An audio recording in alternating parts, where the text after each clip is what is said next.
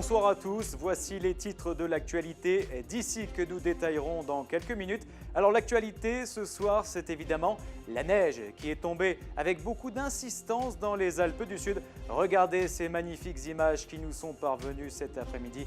Des images de stations essentiellement avec celles de Serre Chevalier, Les Ors ou encore Vars, les plus belles images dans quelques instants. Un tout autre sujet maintenant avec ce coup de gueule de Tonton, le gérant de la discothèque Le Final à Gap. Il n'a que très peu apprécié le fait que le nom de son établissement soit cité dans la presse aujourd'hui. Vous le savez peut-être, mais un jeune s'est battu avec des policiers dans la nuit de vendredi à samedi. Il a expliqué qu'il avait bu au final. Faux, archi faux, rétorque Tonton. Vous l'entendrez dans quelques minutes. Autre coup de gueule politique, cette fois avec celle concernant la réforme des cantons. Ce coup de gueule, on le doit à Joël Giraud, député des Hautes-Alpes. Pour lui, cette réforme n'est pas très bien. Et cette réforme doit réduire à 15 le nombre de cantons dans les Hautes-Alpes à la place des 30 existants. Un plan de redécoupage de cantons doit être officiellement présenté cette semaine. On passerait de 6 à 4 cantons à Gap par exemple. Bref, une nouvelle carte incohérente selon Joël Giraud, qui s'amuse même de gagner un conseiller général à l'Argentière, sa commune, alors que ce n'était pas vraiment nécessaire selon lui.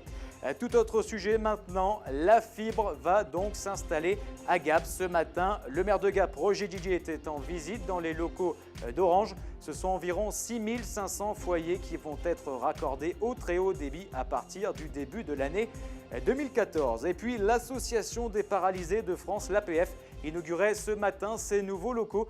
Beaucoup de personnes étaient présentes, dont de nombreux jeunes de l'IDEM 05. Et pour cause, ils ont participé à la restructuration et à la mise en place de ces nouveaux locaux. Écoutez, l'un de ces jeunes, il était ravi ce matin à la fin des travaux. C'est vrai que ça donne un rendu plutôt joli. Et puis c'est vrai qu'au départ, c'était pas très beau à voir.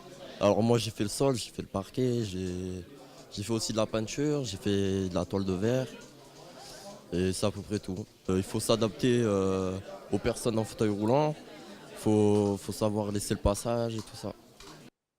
Et ça fait plaisir de voir des jeunes qui se bougent dans les Alpes du Sud. Les titres de l'actualité d'ici sont maintenant terminés. N'oubliez pas votre journal qui arrive dans quelques minutes. Excellente soirée en notre compagnie.